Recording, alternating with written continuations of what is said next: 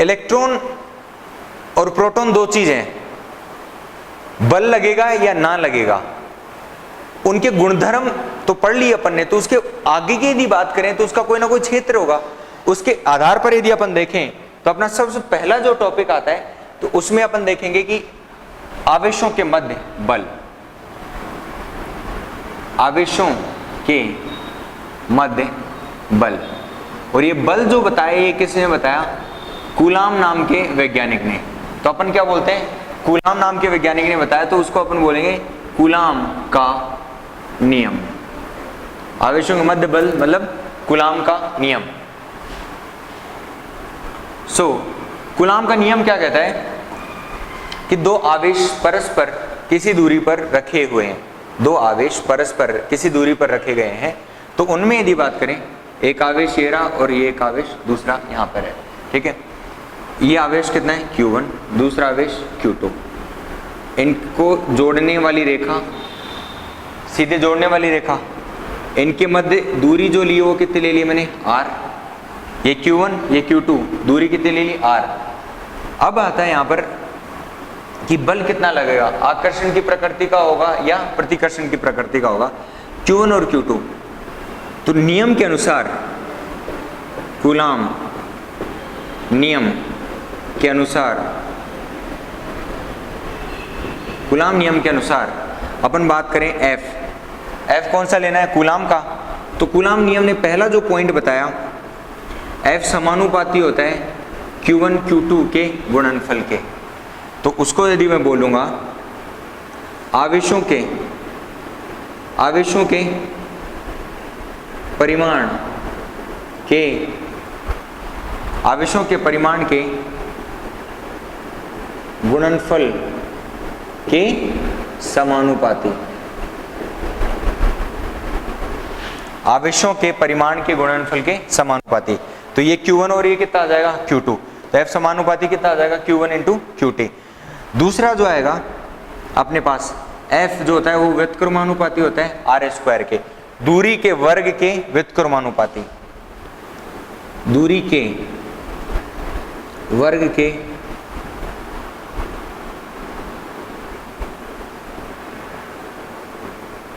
के वर्ग के व्युत्क्रमानुपाती आएगा अपना। ये तो समानुपाती और ये क्या हो जाएगा? व्युत्क्रमानुपाती। अर्थात एक प्रकार से इसको एक साथ लिखूं मैं, तो F समानुपाती तो किसके है? Q1 और Q2 के, और नीचे कितना आ जाएगा? R² के व्युत्क्रमानुपाती है। एक क्वेश्चन और पूछा हुआ है, यदि दूरी नीचे की तरफ है और उसका स्क्वायर दे रखा है अपन को, तो इसको अपन बोलते हैं वर्ग व्युत्क्रम नियम। क्या बोलते हैं इसको? वर्ग व्युत्क्रम नियम, वर्ग व्युत्क्रम नियम, इनवर्स स्क्वायर लॉ। क्योंकि दूरी बढ़ती रहेगी तो बल का मान क्या होता रहेगा? कम। पहले दूरी 1 मीटर थी तो कितना? 1/1 का स्क्वायर, तो कितना आ जाएगा बल का? उस प्रकार से 2 रखते ही, R का मान 2 रखा तो 1 बटा कितना हो जाएगा? 4। धड़ाम से क्या हो जाएगा? बल का मान कम हो जाएगा एकदम से। F समानुपाती Q1 Q2 upon R²। F समानुपाती का चिन्ह हटाऊं यदि यहां पर, तो मैं कितना लिखूंगा? इस पर एक नियतांक लिख लिया मैंने K Q1 Q2 अपॉन कितना आ जाएगा? R²। K Q1 Q2 upon R²। तो K का यदि मान हटाऊं यहां पर, F इजिकल टू कितना होगा? K का जो मान होता है 1/4πε0 Q1 Q2 upon R², Q1 Q2 upon R²। तो ये जो बल का मान देखा होगा वो अपन इससे देते हैं। तो K को क्या लिखूंगा यहां पर? समानुपाती नियतांक, जिसका मान कितना होता है?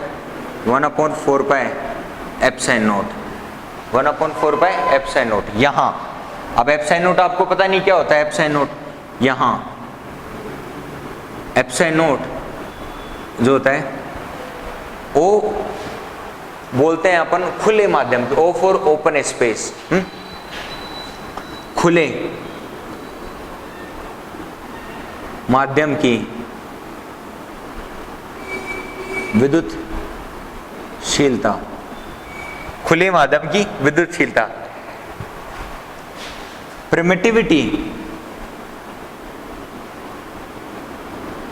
प्रिमिटिविटी ऑफ ओपन मीडियम।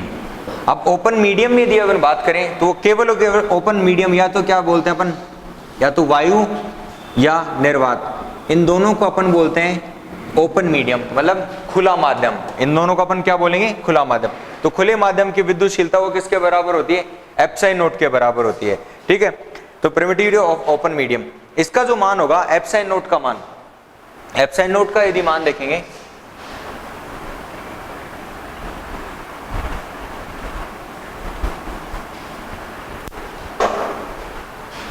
एप्साइन नोट बराबर होता है 8.85 गुणा 10 की घात माइनस का 12, और इसका जो मात्रक होगा वो coulomb square upon newton metre square. किस प्रकार से है वो अभी बताते हैं आपको। तो epsilon naught is equal to खुले माध्यम की विद्युतशीलता, एप्साइन नोट का मान आ गया। तो के का मान यदि मुझे देखना हो तो के बराबर कितना हो जाएगा, 1/4 पाई एप्साइन नोट था, अर्थात के इज इक्वल टू 1/4 गुणा पाई का जो मान होता है 3.14 गुणा एप्साइन नोट का जो मान आया वो 8.85 गुणा 10 की घात माइनस का 12। इसको मैं फर्दर सोल्व करूंगा तो जो वैल्यू आएगी 10 की घात 12 ऊपर जाएगा तो कितना हो जाएगा 10 की घात प्लस का 12, और नीचे आपके पास 4 गुणा 3.14 गुणा 8.85 बचेगा, जिसके आधार पर इसका जो टोटल इसको सॉल्व करने पे जो अपने पास वैल्यू आती है 9 गुणा 10 की घात 9। नीचे क्या था 1/4 पाई की तो कोई वैल्यू होती नहीं है क्योंकि वो मात्रकहीन होता है। 8.85 गुणा 10 की घात माइनस 12 ये होता है coulomb square upon newton metre square. अब न्यूटन मीटर स्क्वायर तो कहां चला जाएगा, ऊपर चला जाएगा, और नीचे क्या बचेगा आपके पास कूलाम स्क्वायर।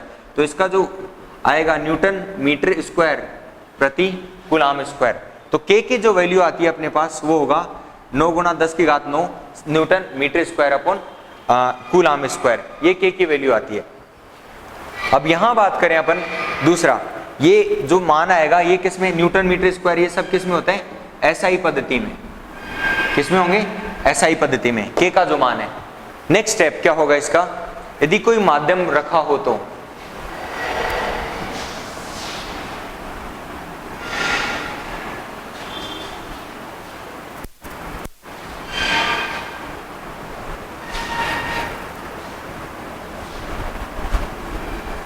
माध्यम रखा होने पर क्या प्रभाव पड़ेगा। अपन ने अभी तक जो अर्थात जो यदि फॉर्मूला लिखूं मैं तो फॉर्मूला अपने पास कितना आ रहा है, खुले माध्यम के लिए देख रहा हूं। खुले माध्यम में क्या लिख सकता हूं, या तो निर्वात होगा या क्या हो जाएगा मीडियम। तो एफ निर्वात की जो वैल्यू आई वो कितना है 1/4 पाई एप्साइन नोट गुणा Q1 Q2 अपॉन कितना है आर स्क्वायर। यदि दोनों आवेशों के मध्य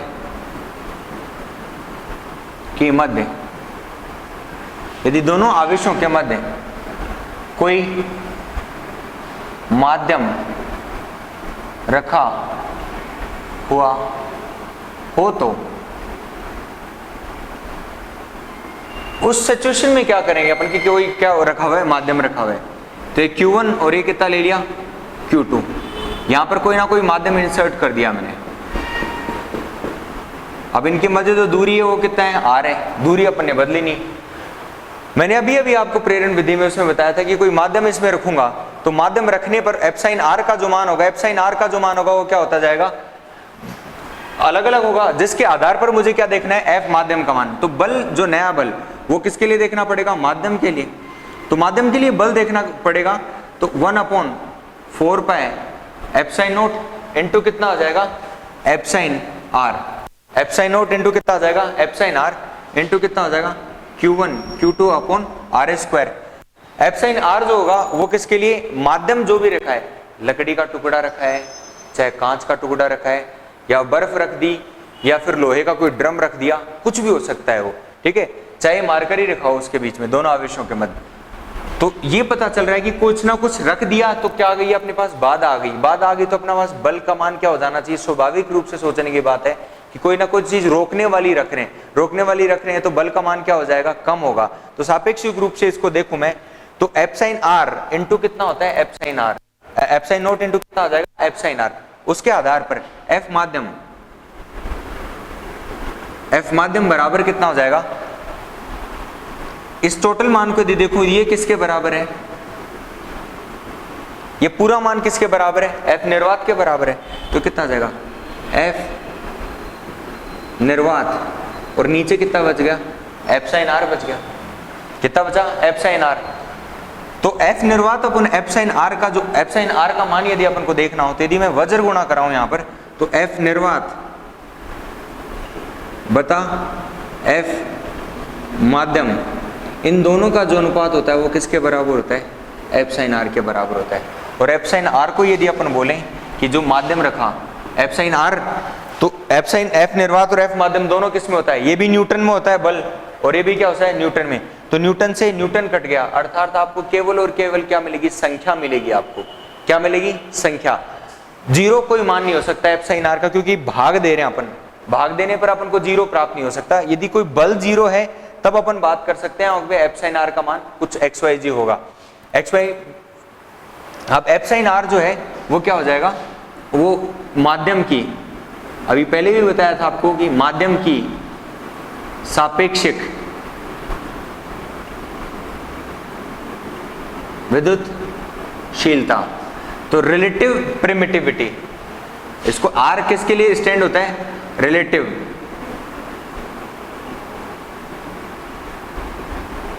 ऑफ मीडियम, माध्यम की सापेक्षिक विद्युतशीलता। अब एफ साइन आर के कुछ मान होते हैं, तो एफ साइन आर का मान एक होता है निर्वात के लिए, निर्वात के लिए एफ साइन आर का मान कितना हो जाएगा, एक। प्रूव करते हैं अपन इसको। यदि मैं निर्वात के लिए जाना हूं, मुझे फॉर्मूला लेके आना, तो एफ साइन आर रखूंगा यहाँ पर, तो माध्यम कौन सा आ गया यहाँ पर, एक निर्वात आ गया, तो एफ निर्वात इज इक्वल टू कितना, 1/4 पाई एफ साइन नॉट, और एफ साइन आर का मान कितना हो गया, एक रखूंगा यहाँ पर, Q1 Q2 अपन आर स्क्वायर। फॉर्मूला कौन सा मिलेगा मुझे, ये, क्योंकि इस फॉर्मूले को यदि एक से भाग दे रहा हूं तो कोई फर्क पड़ेगा नहीं। तो एफ माध्यम एफ निर्वात देखना होगा तो कितना आ जाएगा अपने पास, 1/4 pi epsilon naught Q1 Q2 अपन आर स्क्वायर। तो एफ साइन आर का मान 1 होता है निर्वात के लिए। दूसरी चीज, एफ साइन आर का जो मान होगा 1.006, 1.006 ये होता है वायु के लिए। तो ये मान और ये मान लगभग क्या है, बराबर हैं। ये एक है तो ये कितना है 1.006, ये किसके लिए, वायु के लिए है। तो दोनों मान क्या बराबर है। इस कारण से इन दोनों को अपन क्या बोलते हैं, खुला माध्यम। क्या बोलते हैं दोनों को, खुला माध्यम। परंतु एफ साइन आर की यदि बात करें वो 80 होता है, ये होगा पानी के लिए। पानी का कोई भी फॉर्म हो सकता है, तो बर्फ है या पानी है, दोनों के लिए एफ साइन आर का मान कितना हो जाता है, 80। अर्थात एफ बर्फ का टुकड़ा रख दिया यहाँ पर आपने, तो बर्फ का एफ बर्फ कितना आ जाएगा, बर्फ रखने पर 1/4 पाई एफ साइन नॉट, तो कितना रखना पड़ेगा नीचे, 80 रखना पड़ेगा। तो एफ निर्वात का 80वां भाग होगा, निर्वात में जितना बल रहेगा उसका 80वां भाग, 1/80वां भाग आपको एफ बर्फ का मान मिलेगा। ठीक है। एफ साइन आर का जो मान होता है वो अनंत अनंत होता है सभी धातुओं के लिए, सभी धातुओं के लिए एफ साइन आर का मान कितना हो जाता है, अनंत। यदि दो आवेशों के मतलब लोहे का ड्रम रख दिया, मतलब लोहे का ड्रम है तो लोहा क्या होता है, धातु है, तो धातु है तो उसके लिए बल का मान कितना हो जाएगा, 0। तो यदि मैं धातु के लिए देखूं, एफ धातु देखना हो मुझे, एफ धातु देखना हो तो 1/4 पाई एफ साइन नॉट, और एफ साइन आर का मान कितना रखना है मुझे, इन्फिनिटी, इनटू कितना आ जाएगा Q1 Q2 अपॉन कितना आ जाएगा, आर स्क्वायर। तो एफ धातु के लिए कितना आ जाएगा, यदि दो आवेशों के मध्य धातु रखने पर एफ धातु कितना आ जाएगा, बल का मान कितना प्राप्त होगा, 0।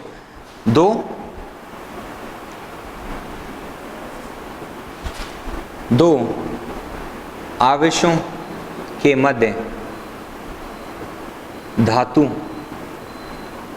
रखने पर तो F धातु का मान कितना आ जाएगा, वहां पर 0 प्राप्त होगा। तो ये कंसेप्ट है, ये ब्रॉडली डिफाइन करता है। अब कांच और लकड़ी के लिए देखो, यदि कांच का जो मान है तो कांच का, किसी कांच का मान 9 भी हो सकता है, किसी कांच का मान क्या होगा 15 भी हो सकता है। वो डिपेंड करता है कि किस डेंसिटी का ग्लास है, किस मोटाई का ग्लास है और कौन सा ग्लास है। क्राउन ग्लास अलग होता है, फ्लिंट ग्लास अलग होता है, एक पारदर्शी जो अपन देखते हैं उस ग्लास का मान अलग होता है। तो हर सिचुएशन में अपने पास जो इसका मान मिलेगा वो क्या मिलता है, अपन को अलग अलग मिलता है एफ साइन आर का। तो एफ साइन आर का कंसेप्ट ये है कि दो आवेशों के मध्य कोई माध्यम रख दिया तो बल का मान क्या हो जाता है, कम हो जाता है। ठीक है। तो आपसे जो क्वेश्चन पूछे किसी भी उसमें